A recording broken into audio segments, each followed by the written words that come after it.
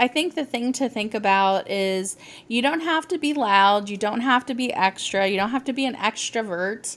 You can make shifts in your community in little ways by being authentically who you are. Show up with a quality service, a quality product, care about your client experience deeply.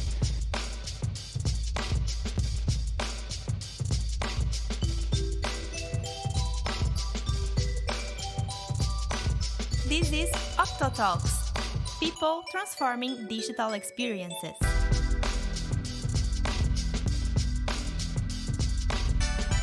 Jessica Allen defines herself as a relationship sales and marketing magician. She has just joined SalesLabX as head of sales.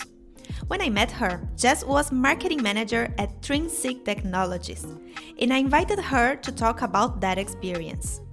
Outside of her job, she also loves creating and empowering communities, which she does through Connect Over Coffee, a series of gatherings she organizes for like-minded professionals to discuss experiences and ideas over a cup of coffee.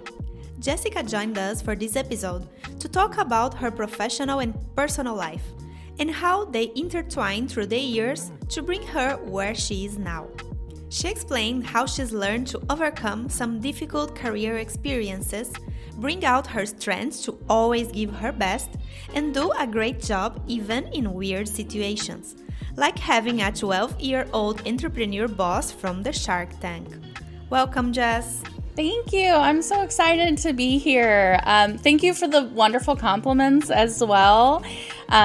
I know that you can appreciate branding is so critical to building community and really bringing people in that share your values to your community. So I put a lot of efforts and thought into that, and I'm so glad that we connected and that you joined my Connect Over Coffee. It was really delightful to have you attend. Yeah. So, I'm Jessica Allen. I am a one-woman show for Trinsic Technologies. Operations manager transferred to salesperson by total default. And then I discovered that not only does marketing work on me, but I love the science behind it. I love how exciting it can be and how personalized it can be. And so definitely over the last several years of my entrepreneurship journey, I have delved into the marketing realm and really excited to kind of share my journey and answer any questions that you may have that might help others out. That's nice, Jessica. Thank you so much. I feel like we have so much in common. I'm also like in marketing, in sales, so I'm really excited about this episode. I think we are going to touch different, very interesting topics. First, I'm sorry to hear that because I understand how full your plate is. I think we should get started by your LinkedIn profile because, as I said, it was one of the most creative ones. I love your headline, providing non-cringe IT support. Shameless coffee snob. I mean, this is fantastic. Sure. What can you tell me about yourself, Jessica? Who are you? How do you define yourself? You know, I am the oldest of 8, so I was born a leader or at least a boss, whichever. Depends on who you talk to, I suppose. I joke around that I've been managing an FTE since I was 3. It's true. My brother may not agree, but it's the truth. I have just had this very interesting journey, and one thing that I think is so interesting about humans and work and why the science of marketing is so effective is that we are the result of our ecosystem, of the way that we were raised, of the challenges that we went through. And you can embrace that and use that to really use as a catalyst for your career. Or you cannot tap into that. And over my career, I have definitely used my talents and kind of just, I guess, white knuckled through it. My days in operations, I was the youngest district manager in the nation, managing a territory. All of my peers, I was 21, and at the time, all of my peers were 40, 50, 60 years old. Yeah. And the thing that I guess gave me the tenacity to move forward is that I love the pattern of data and business. And I love that you can kind of manipulate it to make your business more successful. And so fundamentally, I think that's what always drives me. Getting into the creative marketing space is a blast because I can use my sassy internal energy to really elevate the brands that I'm working with, which I really enjoy. So, who am I? I'm a lot of things to a lot of people. I'm a mom of a 6-year-old little boy who has definitely shifted my career journey Wow. considerably. Uh-huh. I am a wife to, military, police husband. As I said, oldest of 8, done a lot of things in my time. But over the last 5 years, I've really tried to pave my way as an entrepreneur as well.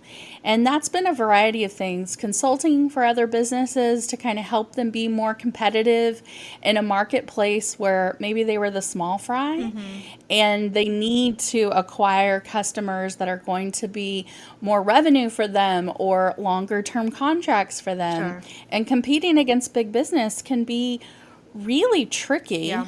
as a small business because what I found over the years is that small businesses tend to really not lead with value. They may lead with service, but they're not leading with value. And sometimes we get caught in this transactional cycle. Yeah. And so, what I've done with Trinsic over the last 2.5 years is I've changed us to a regular old IT company, which, P.S., is the most cringiest product to sell, honestly. That's why I say non cringe IT. To a premium product that has a consulting engagement that is incredibly unique to the market, but it's not magic. It's just reinvention of what exists, and it's that marketing delivery that allows us to charge more, to acquire more sophisticated customers, and to really push the brand Yeah. in our community, which is an exciting journey. Yeah, well, I would love to know a little bit more about this journey. How did you end up as marketing manager in the company you are right now? But I mean, how was the path, right? When did you start? I mean, the story. Tell us the whole story, Jess. Okay, so I would say that my journey is bizarre because I look back at my resume and I actually, using tools for marketing, I use ChatGPT to kind of look at all my history of all the things I've done and then create a I bio love it. for me Yeah. because I was like, who am I? Who am I? I feel like I'm all over the place a little bit. Um, I was drawn to healthcare and really kind of regulated industries. I like knowing where my lane is. I like knowing black and white, yes, no, rules, regulations.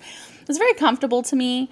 And as a young person, I actually, at 18, I got into healthcare Okay. because my grandmother had dementia Wow. and I wanted to understand how to take care of people with dementia.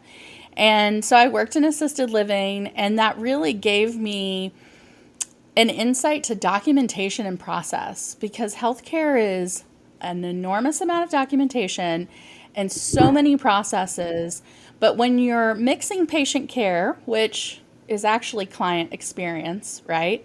You have to kind of manage those two so that they work together seamlessly. Yeah. And so that started my journey into medical records. We did all the release of information for large hospitals. As I said, youngest district manager in the nation, had to fly out to go meet all the C-suite because nobody thought that this young 21-year-old girl could run a district. They were wrong. I did, Yay. and I totally kicked butt at it for years. In fact, my last year there, I traveled and helped other managers really increase their retention rates, increase the efficiency by leveraging the right technology for remote teams. Sure. Because I've always worked remote. So I managed 60 to 90 people remote, and technology was a huge piece of that working. Yeah. So a few more years in healthcare leadership positions. Then I actually pivoted to a franchise group, and I worked as their HR manager Okay. because I've done all the hiring, I've done all the management stuff. So I was doing their payroll and HR, which I would have never imagined myself doing for hundreds of employees, Wow. and got promoted to director of operations because they realized I knew what the heck a P&L was. I understood operations. It wasn't just a people management, it Sure. was a process thing. And then this huge shift in my life happened, and I am the kind of person who loves a plan, knows what I'm going to do next. I don't just float around in this magical world of unknown things. And I find myself laid off from my job due to an acquisition. And now, literally, my worst 20-year-old nightmare came into fruition. I was in my 30s, I was pregnant with my son, and I had no job. Wow. And it was really distressing to me because I've always been such a career-focused person. But I've always been focused on that operational corporate metric. Yeah. And I didn't realize that I was missing the true people element, which I was exposed to when I started working in the small business realm. So after crying myself to sleep and being very dramatic, probably eating some ice cream, I don't remember, it kind of was a blackout for me. I got in my Jeep and I drove to a chamber event. Okay. And I showed up. I had never sold my services. I'd never sold my expertise. And I said, I'm Jessica. I've run businesses. I've managed P&Ls. I've hired people. I've trained people. How can I help your business? And it got me the most interesting, diverse projects that I've ever worked on. I found myself working for Me and the Bees Lemonade, which was on Shark Tank. My boss was a 13-year-old child, so I was all of a sudden in beverage and distribution. I was working with her mom, actually, Okay. doing all of their marketing. So there's a hot minute where the newsletter content was definitely influenced by me I love that. for a It sounds so while. much fun. Her branding story, the mission, the evolution of her first lemonade stand at 4, becoming an entrepreneur, just being so empowered and supported by her family was super inspiring. In fact, my son at the time was 6 months old, and I would bring him into the office and I would say, when you are big, be like Michaela. Open up a lemonade stand, friend. You need to own your own business. And so it inspired me Yeah. from an entrepreneur standpoint. I didn't think that me, corporate operations girl living in the safe zone, would ever be in sales. But my sales story is also fun, I guess. I got a job at 7 months pregnant working for a startup in Austin. They were a tech startup, SaaS application. I was dialing and smiling, making 150 calls a day. And my water broke my last shift I there, can like believe. during a phone call. And so I was their top salesperson within 2 weeks. I loved it. I had never done sales, and I was just loving it. I love the pace. I love the client engagement. I love the message. All of it was like Yeah. everything I love to do. And I had to leave because I went into labor, right? So that was my last day there. But it really opened my eyes to maybe I should try something that's unpredictable and unsure, Yeah. and it's constantly changing, which is also true for marketing, right? Yeah. And so I kind of started a freelance business. I was doing fractional sales for some companies, just trying to figure out where I fit, where my skill set fit, and building confidence as well, because although I am myself everywhere I go, I definitely was not as confident in my sales role just because of my limited experience Yeah. as I would be if you said, hey, be a director of operations. I'd be like, let's go, let's start it today. Yeah. And so it took a few years. I had my own consulting company. I was working with small businesses, helping them kind of operationalize. And that was the first marketing that I did. And it was a hot mess. I mean, I look at my content and my website from 5 years ago, and it's embarrassing. It's horrible. I know the I feeling. hate it. It's so bad. But you know what? It just takes practice and finesse and comfort and confidence and a little bit of creativeness, right? Yeah. And I think that being authentic, which is definitely what you see on my LinkedIn, that's who I am. I am a shameless coffee snob. I really struggle going to small towns in Texas because they only have a Starbucks, and I'm like, what is this? This is disgusting. No, thank you. So that's how I actually got my job with Trinsic, because right when 2020 hit, all of my small business clients stopped spending any money. So my business was dead, and I had just got it ramped up. And I was at Capital Factory here in Austin, Texas, and I was attending an event called Hack COVID-19 Wow. South by Southwest. Oh, nice. And this was just such an interesting, like, pivotal. I don't know. I guess I'm cool. I don't know. All these weird things happen. But I was at this event, and the questions were, why do we have to be so afraid of this illness? I mean, we're talking the first week of March. No one even knew what COVID was. And we're having this conversation as entrepreneurs and founders of, why can't we bring this economic hose into our city because of this illness? Because it's gonna close businesses. Our economy is going to suffer. Yeah. It's going to be really bad. And the mayor of Austin came and canceled Southwest during that meeting. Wow. And all of us were panicked. I mean, we're just thinking about all the founders that have put everything on the line for South by Southwest. What are we going to do? How are we going to help business? And a fellow entrepreneur who heard my questions, because I'm sassy and I'll ask what I need to ask. I'm not afraid. He came up to me and he said, I have an idea and I want to work with you. And he and I and a few other entrepreneurs ended up creating a non-viable product. We didn't know that for 6 months, but it was a temporary tattoo that would change color when you were in a fever. And I went and got funding. I was like, hey, I'm on the checklist of the entrepreneur, making the collateral, getting the freaking VC money. Like, we're going to go pitch the MBA in 2 months. And then I had to say, we can't take the money because the product is not viable and we cannot mass produce it. Wow. And Art, who's the CEO of Trinsic, he was a friend of mine and a mentor. And he's like, Jess, do you want to come fix Trinsic? Do you want to come work on our, sales process, our marketing?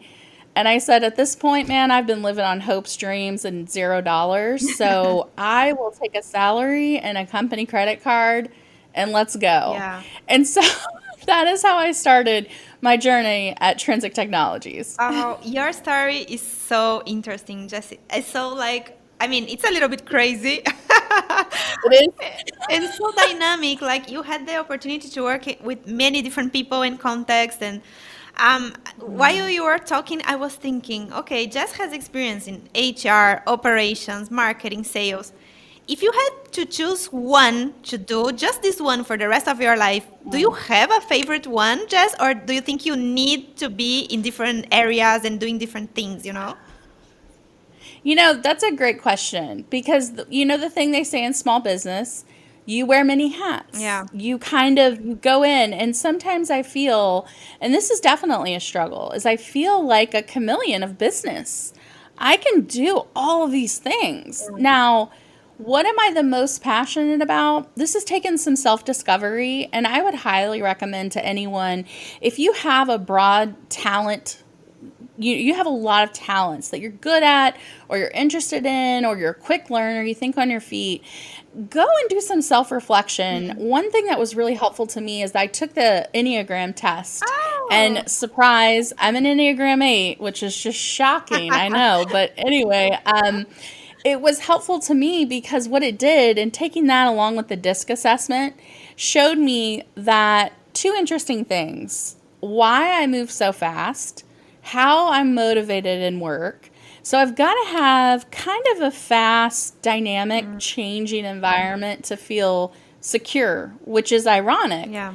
because that does not feel safe to many people, including my husband.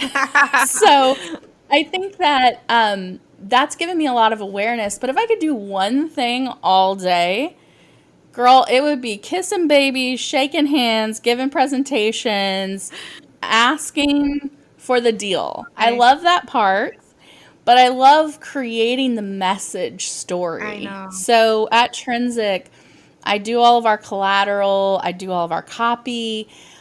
I have a lot of fun teaching how effective a brand message can be and how great and consistent it can be for our client journey. Sure. Because on the front end in a business, I mean, you think about an experience. The shirt I'm wearing right now, shout out to a local business. It's called OMG Squee. They Oh, were I on went Queer there. Eye. Yeah. Okay. Super amazing, cute experience, adorable. Are the treats like out of this world amazing? No. But does that matter? No. Did you spend $80 there? Because I did. I bought a t-shirt, I bought stickers, I have a sticker on my laptop. Like, Yeah. Yeah. but the branding is so perfect that it builds the excitement. And I love that. I love it. Totally. So I think the two together are definitely my passions. I like to think that because I'm very energetic and persuasive and an Enneagram 8, I can convince anyone to do anything. Will the results be good? To be determined. Can we make it up? Yes.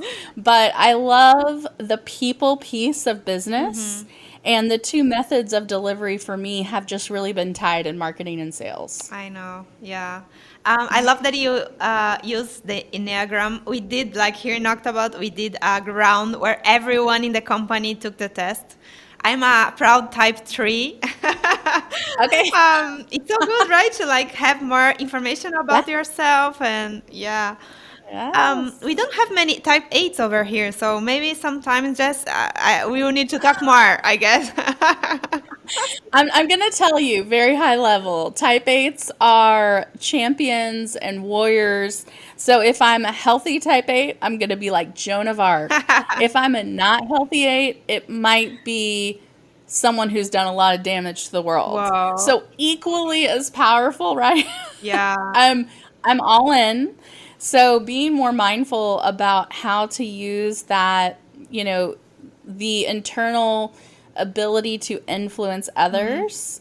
My heart is wanting to do good. Yeah. I want to help small business. I want to have a product or a service that people offer. I want the community to see the true value in that. Sure. If you ever talk to me about business, probably one of the first questions I'm going to ask you, what makes you so special to your customer? I love Why that. do people want to work with you or buy your product? Because if your answer to me is everyone's our customer, I'm going to say, man, your client experience is struggle bus.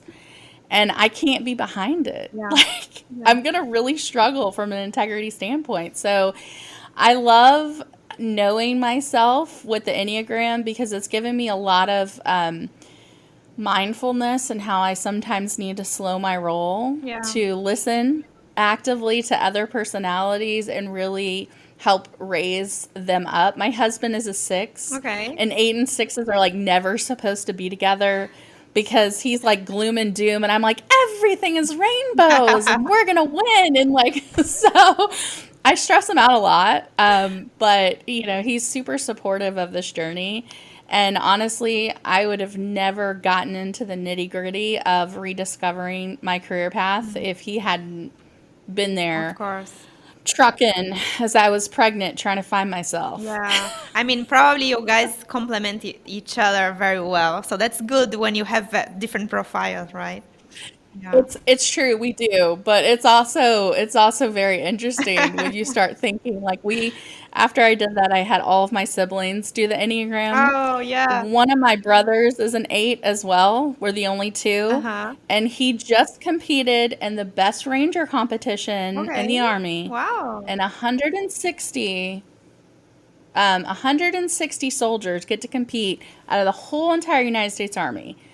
and he and his buddy placed within the top 30. Ah, So I am like proud of him right now. I impressive. gotta put it out there because he is as I call him, my super soldier brother. But Enneagram 8s can do some cool stuff. So I more bet. power to you, friend. Um, there's something you said just now and before as well is the importance of centering the work we do in marketing and sales around value, right?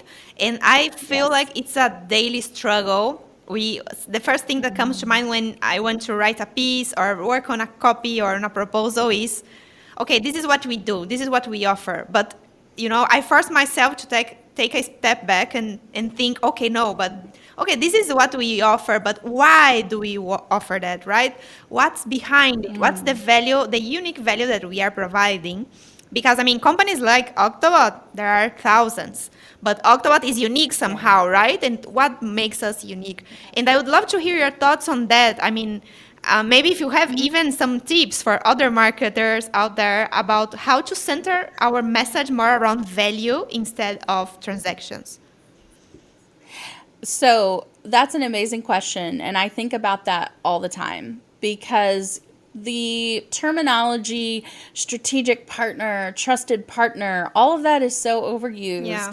And it doesn't have any meaning when your sales process is transactional. And so part of what I've learned is that your offering, your client experience, account management process, and your marketing process all have to have the same message of value. Totally. They have to be constantly reiterating that. And that's something at Trensic that, 2.5 years ago when I came on board, we were almost a 18-year-old company. We didn't have a pipeline. We didn't have a strong outbound message. It just was organic growth through referrals because we do good work.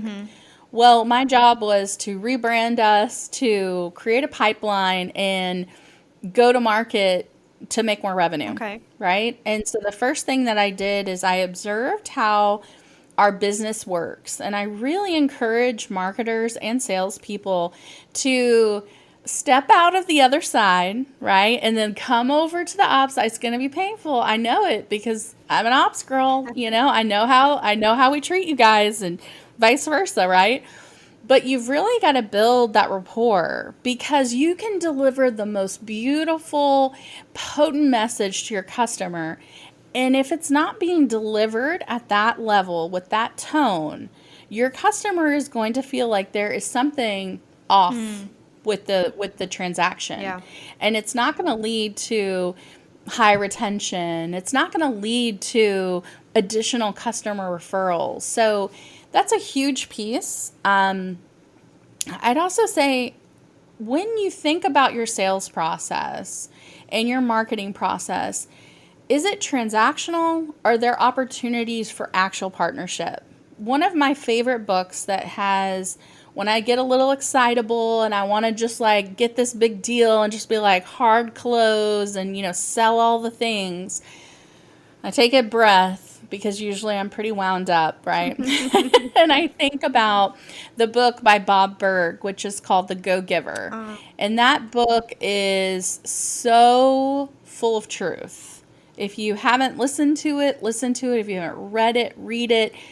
We should all be go-givers in our roles, which is doing something better for the community rather than just the immediate return. Yeah. It's the long game of business.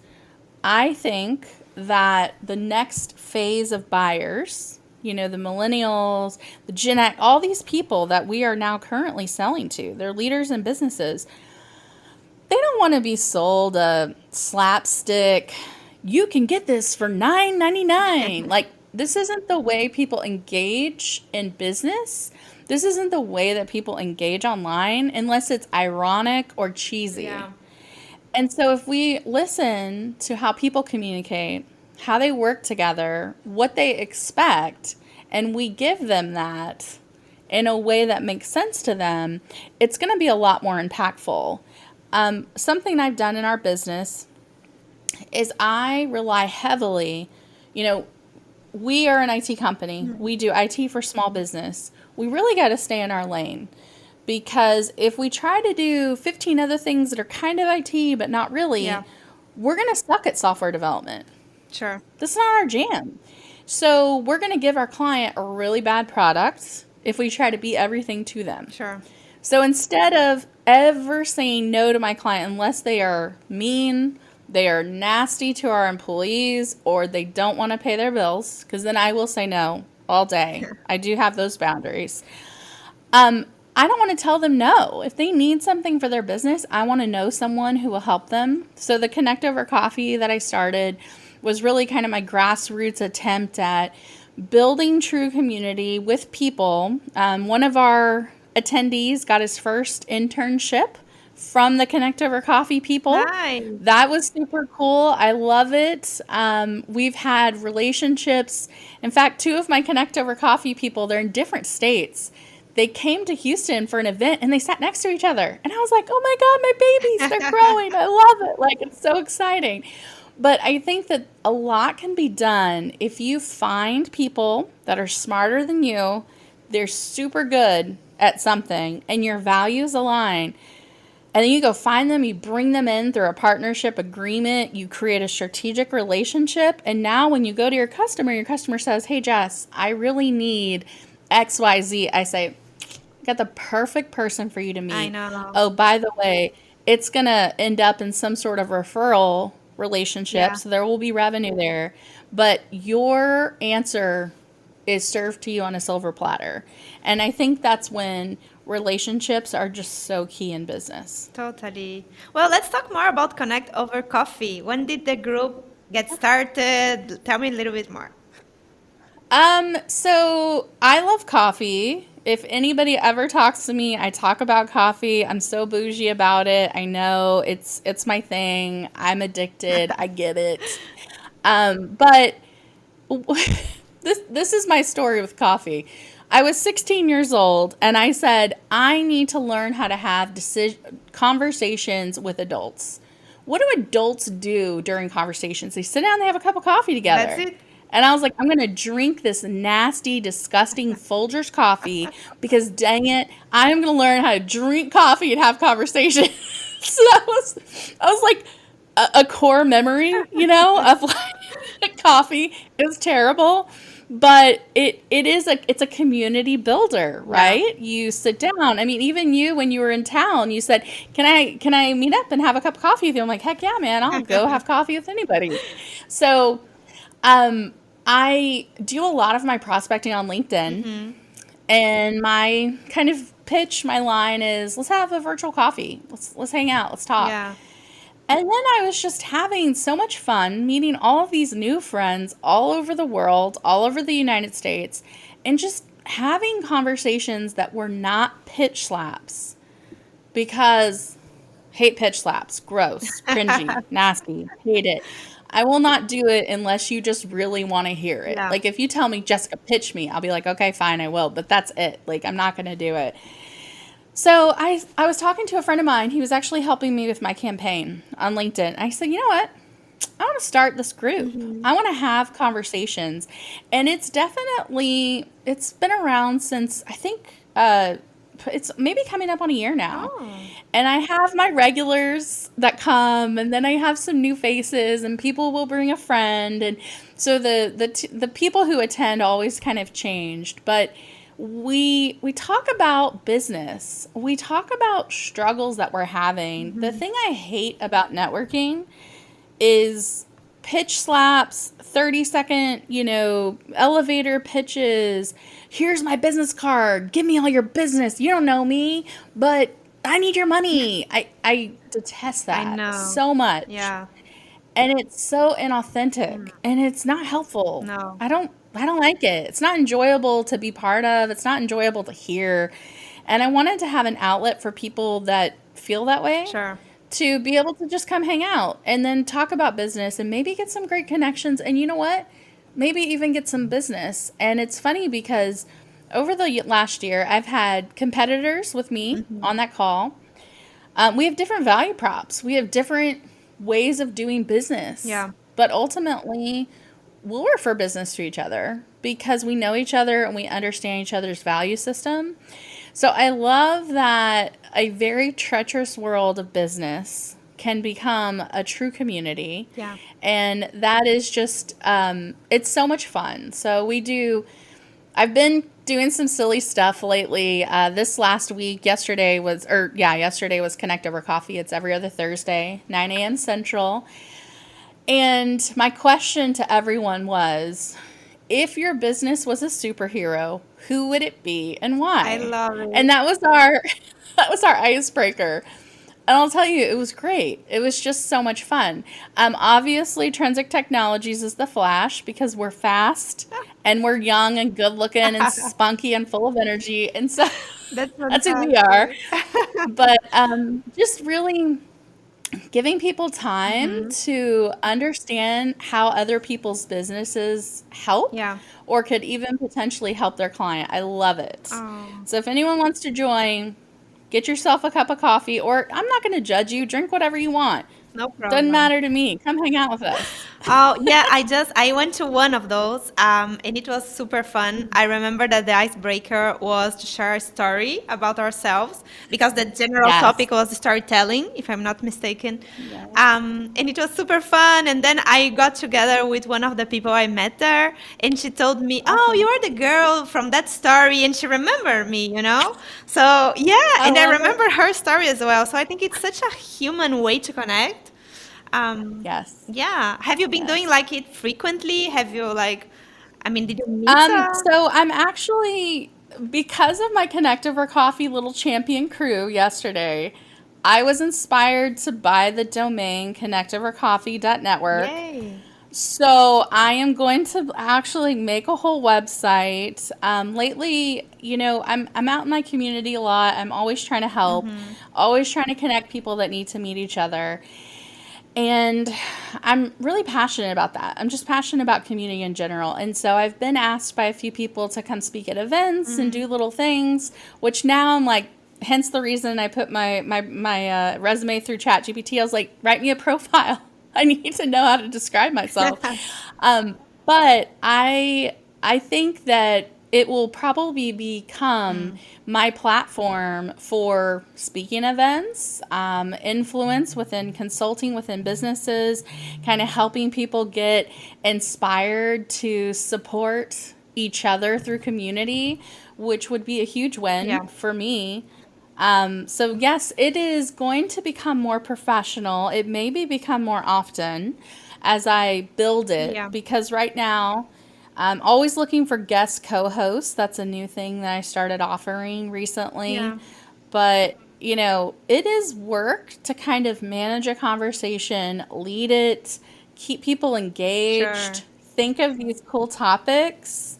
And then, I think a few weeks later after you attended, I thought, how fun would it be to break up the team into two and say, you're going to pitch all of us on a startup that you've created from nothing. And so the two stories the two products that the teams made, super fun. But again, it was about that element of storytelling in business. Sure. You have to be able to craft a narrative that is engaging and interesting and makes people feel part of it, or at least they want to listen. And so it's good practice. Yeah. It's a fun time. We're a little weird. I'm a little dorky, but you know what? It's fine. Yeah, no, I think it's a great space for people to share and connect. And I'm really happy that it's growing. Maybe one day we'll have like the Connect Over Coffee event. Who knows? Oh my gosh. You know what? I have to do something because the people are asking. Mm. So, very soon there will be more. I was actually working on my branding colors. I was like, okay, what do I need to do? So, trying to figure all this out because, again, um, what do I want to present to my community? How do I want to present it? How can I appeal Mm. to people that we want to be part of that community Yeah. to participate and be active? So yes, definitely more to come. In the meanwhile, still trucking along, grow intrinsic technologies. I grew us solo 40% last year. Wow. It was a challenge. Whew, I did a lot of work. And you know what? All you small business salespeople, Yeah. I feel you. I feel you right now. Remember that the economy will shift, people will buy again. You have time right now to really execute your story with excellence and just keep going along. Yeah, Pivot the message a little. Figure out what those pain points are, because that is the beauty of marketing, that you totally. can do all of that. We are living challenging times, we know that, but as Guillermo, our CEO here in Octobot, always say, the moments of crisis are actually very good to do something different, to be creative, to like think outside the box. Yeah. So yeah, I think that's a great message, Jess. And I think that Yeah. also people are like community marketing is becoming a thing. It's very hot, and I guess that's because people are realizing the importance of collaboration, right? To like sticking together and helping each other in these Yes. moments. So yeah, that's why I think that Connect Over Coffee is just such a great space, and the work you are doing there is like fantastic. Oh, thank you. Well, you know, I think the thing to think about is you don't have to be loud, you don't have to be extra, you don't have to be an extrovert. You can make shifts in your community in little ways by being authentically who you are.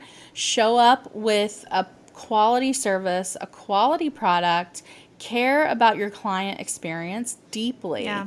I mean, I think about it all the time. I think about it so much that I drive our operations team nuts, because if they send out something that uses the wrong font, I'm like, no, it's not right. So I feel it so much. I'm like, I love it that you tried, but also no, it's bad. I don't like it. And so it's just such a journey, but you're absolutely right. That collaboration, all of our brains work so differently. The talent, the expertise, the history, our perspective on life, the traumas that you've been through, the successes that you've been, all these things are like a perfect storm that make the person that you are right now. And no matter what that is, there are talents that are very unique to the way that you see the world. Yeah. And kind of touching base with other people and pulling that out of them if they're not as assertive as some of us is really awesome, because I have seen it work in really amazing ways. Like seeing our one of our attendees, Q, I think he was on the call when you were on the call. He got an internship with a friend of mine who is in the game space and doing, I mean, Michael's always doing cool stuff. I can never keep up with him, but he got an internship with Michael, Yeah. and that relationship 100% through that platform, because they live in different states, they run in different Sure. circles, they're not even in the same vertical. And I love it that now Q is getting to use some of his talents in the game and mission Yeah. space. So Such a great it's super story. cool. It makes me feel happy. Yeah. Well, as I said at the beginning, just here in Octobot, our purpose is to transform people's lives through technology. And one of the questions Yeah. we are making to all of the people that are joining our podcast is, how do you think your work transform people's lives, right? And I guess that you gave already so many examples. But if you want to bring in another one, Yes. especially like doing the work you are doing right now, how do you think you are like transforming people's lives through the work you do? That is such a good question, because we're just inundated right now with like ChatGPT is going to take away jobs from marketing and Yeah. da da da da da and all this. And then I'm just thinking, I mean, I have never once in my life ever felt like I've had a heart to heart conversation with a computer. Ever. It's never been, value. It's been valuable for me for data points and for crafting something that I couldn't quite put the words into. Like I have the concept. It's a good sounding board, right? That's what technology is. But it is not the executor of all the things. Sure. And I think that's such a hot topic in our world right now, Yeah. especially in tech. With Trinsic Technologies, what we do for business is that companies should focus on what they do well, right? Like we've talked about that during this call. If you're really excellent at the things you do, man, go for it 150%. Find people who do things around you to bring them into your ecosystem so that as your revenue rises, so does theirs. Yeah. Like this is what it's about, right? Right now, small businesses face a lot of external threats. bad actors hacking, employees that are angry, stealing information. I mean, there's so many human elements into business, but a lot of it is wrapped up into tech.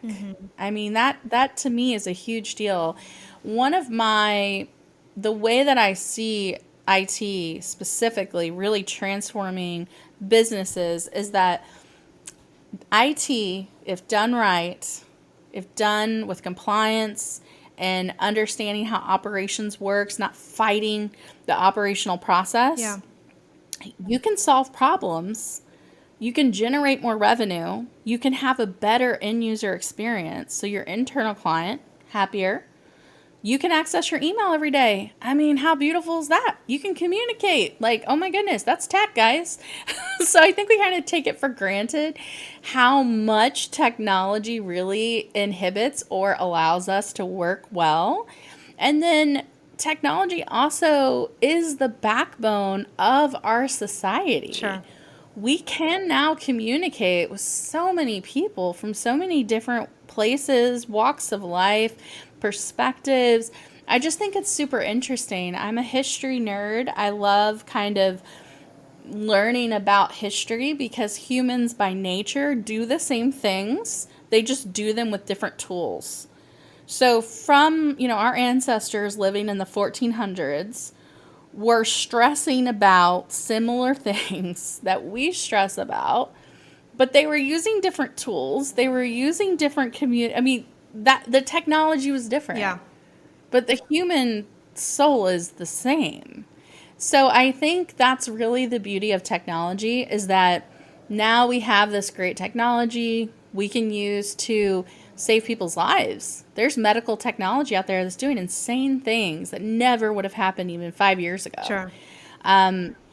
We can help client or small micro businesses have a huge online presence, and through drop shipping and CRM usages and all these different technology tools and softwares and integrations they use, they can do millions and millions of dollars of business. That's insane. That's insane. They're basically like a pop-up at, a little fair. Yeah. And now all of a sudden they're digital and they can do major business. They can make big impacts. That being said, I think that as entrepreneurs, as business owners, our primary responsibility is to do good by the community that supports us. So in my world of tech, I feel very strongly that a business owner should be concerned about their security and their tech, because if they're not, they could have a major event. People's data could be breached. My son, who's 6, has a social security number. If his doctor's office gets breached and that social goes out to someone through a data breach, someone could buy a house with his social, and then when he's 30, he's completely SOL. This is the real effects of mismanagement of data. Totally. And I get kind of riled up about it because it's so, in many cases, it is simple to mitigate the majority of that risk, but there's a resistance in the community. And I think that small businesses, we employ the most people. We should start the trend of caring about data and data governance and people's identities as it relates to technology and protect it diligently. It's our responsibility, and keep our businesses healthy so that we can continue to employ the 50 employees that we have, or 200, so they can continue to take care of their families and donate to their community. Sure. So a project's coming around that I'm working on right now with that is that I've recently gotten involved with a nonprofit that has a really cool technology-driven platform for giving. So micro giving. Nice. And it is a amazing way for nonprofits who always kind of struggle with marketing to have an amazing, beautiful platform to access businesses, to access a huge number of donors through micro giving. Wow. And that micro giving, I've seen the financial projections of what $1 a quarter can do. That's a powerful thing. So keep an eye out for that, because if anybody wants to talk about it, I'd love to talk to them about it. Oh, that's nice, Jess. I mean, already creating something new. I love it. I'm not the creator. I'm just going to help with marketing. I'm going to Yeah. help with marketing and sales, because I'm excited about the impact in community. And I mean, it's related to tech, so I'm all Sure. for it. Sounds great. We will be like looking forward to more news about that. And we are also going to Thank you. put your LinkedIn and social media here in the description of this episode. So if our audience wants to, Awesome. take a look and just stay tuned to what you are doing and any other projects you may Yeah. have. Um, Yes. Jess, it was really nice talking to you during this time. I mean, I guess we went over Yeah. your journey, your learning points. I have a final question for you, and I'm I ready. would love to know if there's something you would have done differently in your past now that you know everything you know, or maybe, just some piece of advice you would love to give to Jess from a few years back. Um, yes. There's so many things that I tell myself. I am very stubborn. I am very convicted Mhm. in my ways. Some would call me sassy. I mean, I get it. Yes, that's true. It's a powerful tool to activate community. Mm. It is, but it's also a tool that in my younger years, I went out guns blazing, being crazy at some jobs that I had when I was younger. I really regret that Okay. decision. I mean, I was so convicted by my truth that I did not communicate in a way that served my community or Mhm. myself personally. So, honestly, job and personal life are so entwined because of the amount of time that we spend. I worked myself to death in my early 20s. Mm. I mean, I worked 70, 80-hour weeks constantly. It jeopardized my mental health, it jeopardized my personal relationships. I would tell myself, get over it, go to therapy, deal with your anxiety. Yeah. This is not the way that you should live your life. And I think that a lot of us need to hear that truth, because we tend to just go Mm. always, and we don't slow down, and we don't listen, and we don't take care of ourselves and our lives in general. So that would be the advice. Now, would she listen to me? Psh, no, she would not, but I would tell her anyway. Yeah, you had to try, right?